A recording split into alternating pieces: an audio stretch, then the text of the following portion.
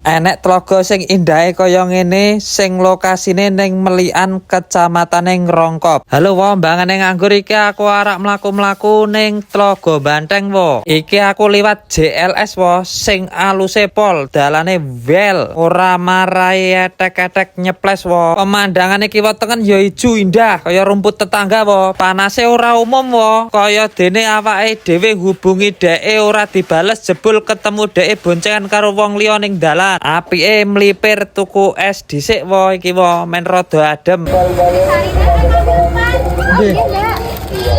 Ese dituthuk wo men ajur. Lanjut perjalanan wo ngancani Yoko golek bibik lung sing lunga motah njaluk PCK. Dalan ning Tlaga Banteng ki lokasine gampang wo akses dalane wo wis alus terombo kaya ngene iki. Pemandangane barang ya lumayan wel wo ning kene wo. Iso rekomendasi dienggo sampean sing do seneng mlaku-mlaku kuwi nek do touring do liwat kene iki wo. Sakbare rest area kuwi kurang luwih 500 meter awake dhewe ketemu pertigaan wo. Lah pertigaan kuwi awake dhewe sing ambil nganan wo. Jika arah ning Bale Kalurahan Melikan wo. Lah saiki aman ke wo, etek-eteke wo. Iki dalane wis wiwit rusak wo saka kene iki wo. Dadine video iki dawa wo tak dadekke part 1 part 2. Masalah nek gedawan kok malah darani kisah kehidupan wo. Pokoknya sing genah ikuti terus perjalananku wo. Setiap video aja ngasih di skip, ndelok ngasih akhir wo, men ora gagal fokus memahami sebuah kata-kata wo.